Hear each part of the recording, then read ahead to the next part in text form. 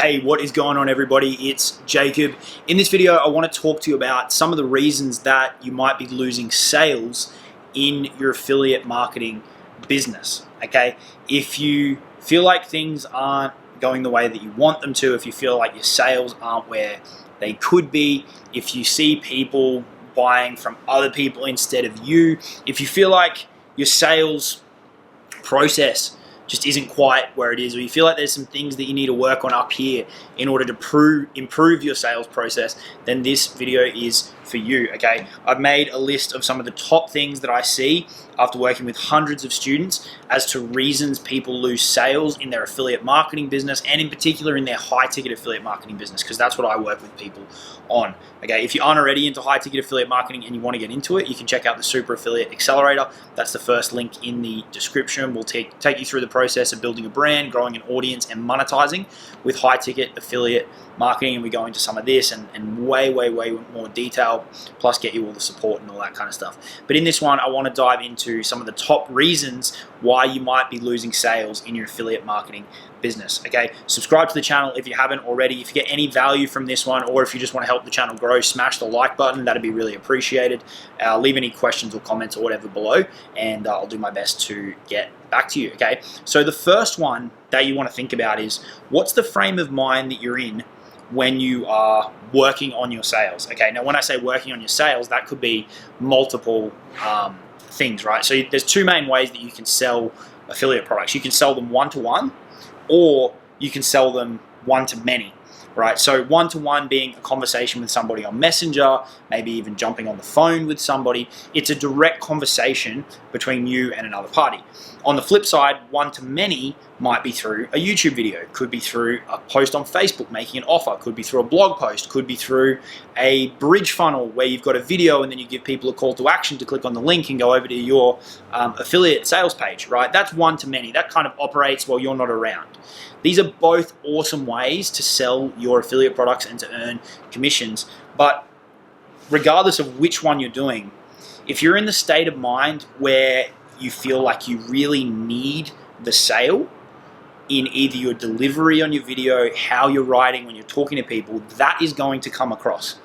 Even if you feel like this is like an intangible thing where no one will notice, if you are in the headspace of, I have to make this sale, I need this to work, and you're super focused on the outcome rather than constantly improving the process, that is going to come across. People are going to notice. And what happens is that you come across as a bit needy, you come across as someone who's not an authority or an expert, you come across as somebody who people just generally don't want to buy from. The alternative to that is you remove yourself from the outcome. You detach from the outcome. Okay, you focus on making the sales process better and better and better and better, and that generates the results. So rather than being constantly hung up on, I hope I make this sale, or I saw someone opt into my funnel, I hope they buy, you should constantly focus on making the sales process better and better and focusing on that part of it rather than on the outcome. That mindset shift there, that perspective shift will have a massive impact, okay? That can be hard when you're first getting started and you're chasing those first few sales and you're really excited about, landing those first few commissions or landing those first few high ticket sales, but you need to take a step back, let the process run its course, focus on getting better and better at the selling, focus on your marketing, on your pre-framing, on your content, on all of those kind of things, on your offer, on improving that, which we can talk about in a second, and that will generate the sale, rather than constantly thinking about, you go into a conversation with someone, I hope they buy, I hope they buy, I hope they buy. That is going to come across, and it is going to massively slow down your sales progress. The next problem I see a lot of people have is not believing in the product they are selling. Okay, and this can come in two different forms.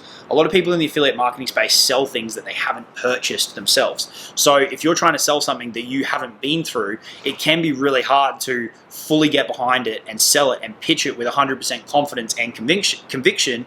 It may not necessarily be a bad product. It may just be that you don't have enough information to fully get behind it. And again, this is like the mindset that you're in where we're talking about before about focusing on the outcome. You might feel like people can't notice, but if you don't fully understand what you're selling, you haven't been through it, you aren't behind it 100% and fully believe in it, you are going to struggle. Okay, this is why I always recommend to people to go through the programs that they are wanting to promote, especially higher ticket stuff. That's one thing. The other thing may be that you've purchased something and you've been through it and you don't believe in it, but you're still trying to sell it, okay? So either of those avenues where you can't speak fully intelligently about a product or a program, you can't get behind it 100%, you can't sell with absolute confidence and conviction and show up every day and make an offer and make a call to action because you know that that product or that program is going to help somebody, that will come across in your content, that will come across in your marketing, that will come across in your sales process, okay? So the only way to do that is to go out and find the only way to fix that rather is to go out and find a different product to promote. One that you can genuinely believe in, one that you can fully get behind, and one that you can speak with 100% confidence and 100% conviction that you know the prospects that you're talking to in whatever niche that is, this product is going to help them solve the problem that they have. If you pair those first two together alone, we've got more we're going to dive into, but if you pair those together alone, where you focus on improving your sales process, detach yourself from the outcome, and you get a product in your hands that you can promote confidently every day, unapologetically, because you know it's going to help people, those two things alone will make a massive, massive difference to your sales process, and it'll mean that you lose way fewer sales. The next one is another mindset tip, and it comes down to a pretty common concept that people talk about. It ties into the first point we were talking about as well, and it's abundance versus scarcity. Okay, when beginners come in and maybe they talk to somebody or someone expresses an interest in buying a product through their link, and then they see that this person has purchased off somebody else or they've joined another program or whatever, they get really distressed by that, because they're really, really hung up on that one lead or that one prospect or that one sale. That's a scarce mindset, that's a scarce approach. And again, I understand that it can be difficult when you're getting started because you really want to make those first few sales. But if you get stuck in that scarce mindset of, I lost that lead, it's the end of the world, there's no more out there, I tried so hard, all those kind of things, and you go into kind of a little pity party, that's not going to be productive. Right? The flip side is you've got to look at how much opportunity is out there, how many people are out there on whatever platform it is that you are using.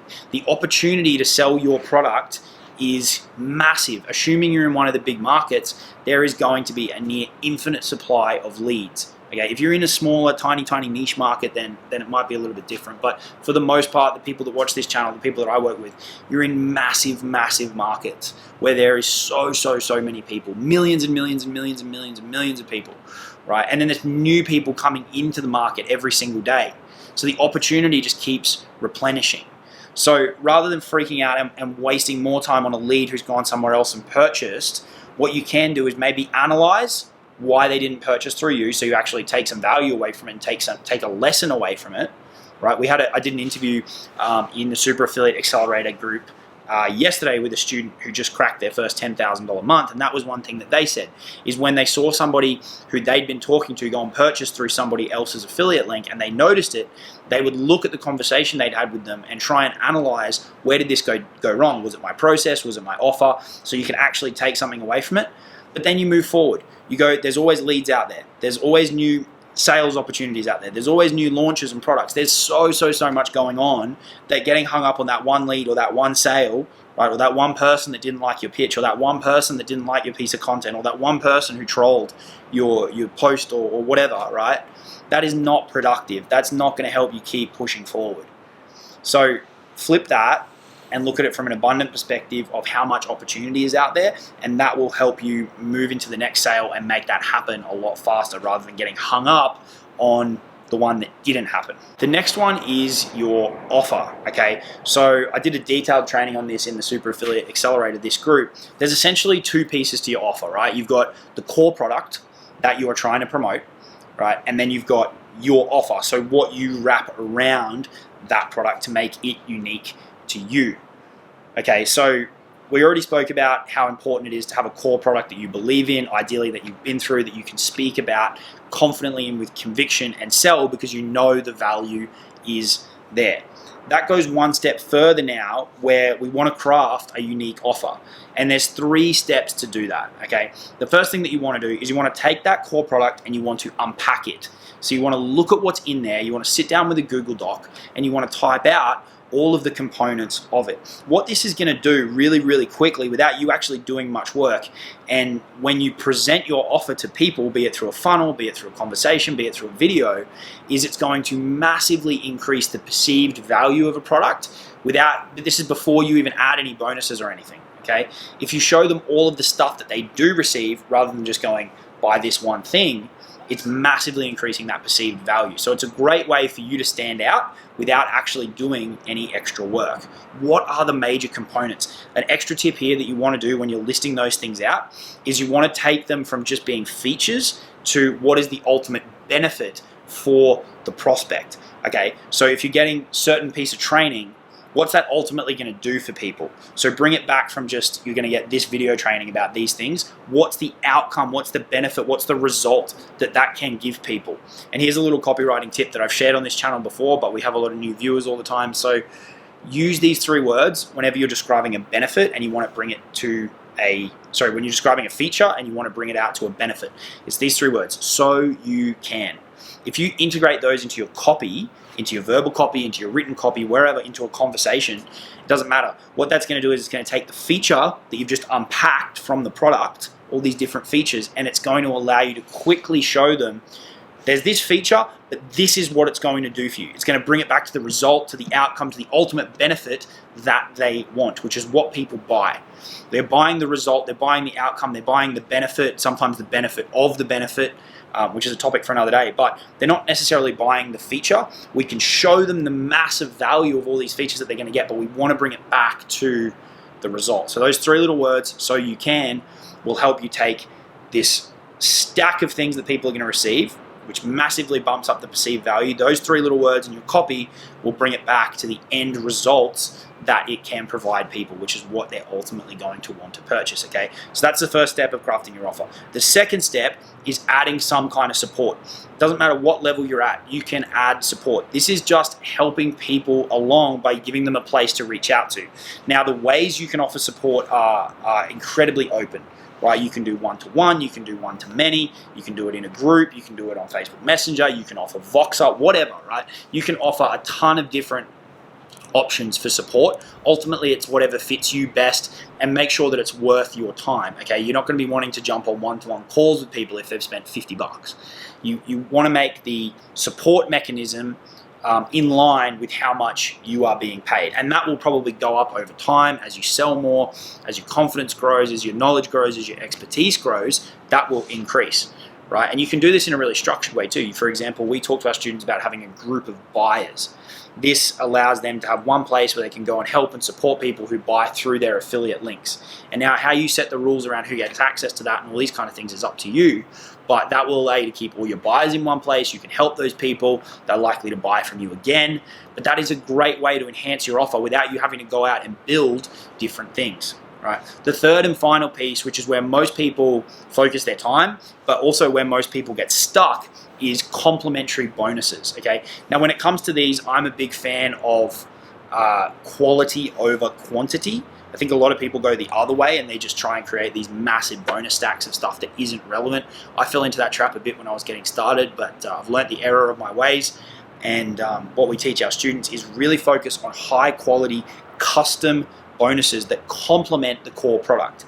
Okay, so that core product, whatever it is that you've chosen, right? Ideally, that's solving a problem for somebody. So they're currently here and they want to get to here. That core product is the bridge between those two things. The way you want to think about this is there any potential gaps on that pathway from A to B? Because you know a lot about the product that you're promoting, because we spoke about that earlier. Is there any little gaps that you could fill that you could make this experience better, things happen faster, things happen easier for people with some bonuses?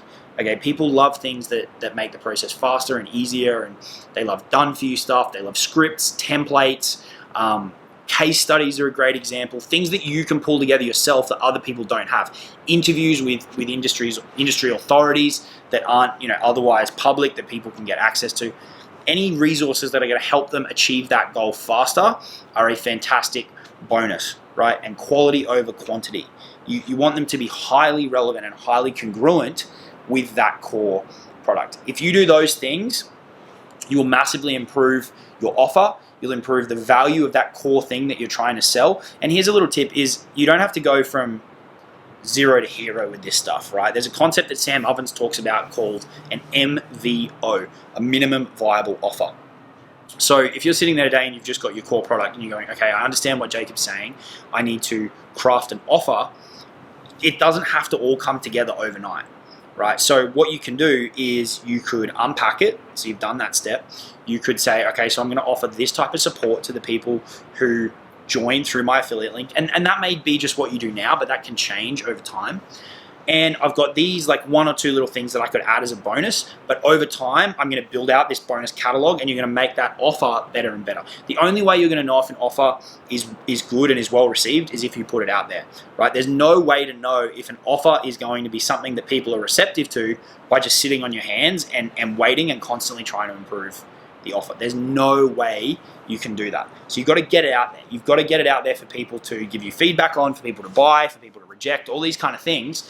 And that will help you get to know better if your offer is any good, and then you can work on improving it. And it should be constantly evolving, getting better and better and better and better. You can do limited time offers. You can play around with scarcity if you want to. All that stuff gets a little bit more advanced, but it will ultimately really help you craft a better offer. The next one, which we spoke about a little bit before, is, are you constantly trying to improve your sales process? Are you studying all the time to make your videos better, to understand psychology better, to understand why people buy, why people don't buy?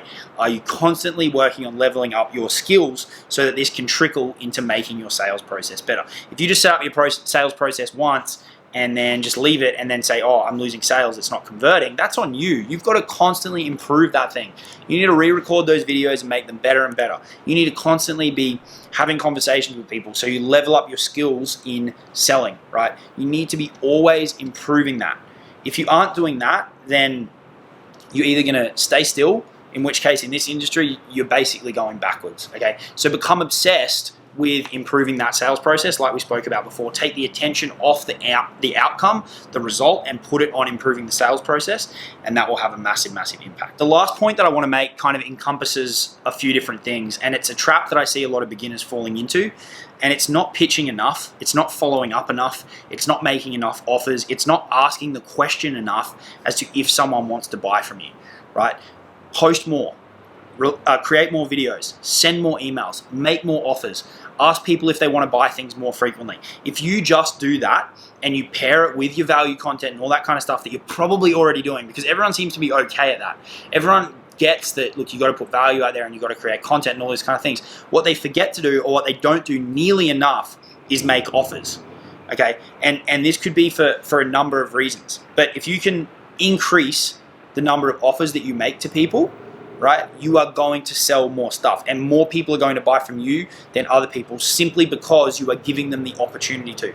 People want to buy stuff, you've got to give them the opportunity to. Okay, so bump up the number of people you're talking to, bump up the number of videos that you're creating, or keep that the same, but bump up the number of calls to action that you are making. If you aren't putting your offer out there every day, you need to be. Each and every day, multiple times a day, you need to be putting your order form or your affiliate link in front of people to give them the opportunity to purchase. Otherwise, there is no way that you can make sales. And I know this isn't in line with some people's personality. Some people feel really uncomfortable about selling, all those kind of things. You got to get over that, okay? If you've got a good product that you know helps people, you've got to move past that fear of selling, because otherwise someone's going to come along and they're going to make the offer to them. And chances are that person, if they've expressed an interest, they're going to buy. If you were too afraid to, or too reserved in your pitch and didn't speak with enough confidence or conviction, they're probably going to go buy off that other person, and then you're going to be really disappointed. Okay, so if you bundle all of these things up that we've just spoken about, so we've touched on not being attached to the outcome, really believing in the product, your mindset about scarcity versus abundance, crafting an offer using those 3 core pillars, right? Always improving your sales process, and then simply bumping up the number of times you ask the sales question, aggressively following up, doing it unapologetically, just selling and positioning your offer in the marketplace every single day, and just increasing the number of calls to action that you make throughout your content. If you pair all of those things together, your sales are going to increase, and the number of sales that you lose, or you feel like you're losing to other people, is drastically going to go down, okay? So those all may not apply to you, some of them may, but chances are you can extract something from that and improve your sales. Okay, if you want to get into high ticket affiliate marketing, you want to get into all this stuff in a ton more detail, work with me and my team on high ticket affiliate marketing, check out the link in the description. You can jump into the Super Affiliate Accelerator if it's the right fit for you. We'll give you the strategy, we'll give you support, we'll plug you into the community, all those kind of things. We can even close sales for you if you want to plug into that while you're learning all this stuff. That program might be the right fit for you. There is an investment. You are going to have to learn stuff. You are going to have to do work. But if that sounds good to you, you can check it out. If you haven't already, subscribe to the channel. Give the video a like if you got any value from it. I'll talk to you all soon.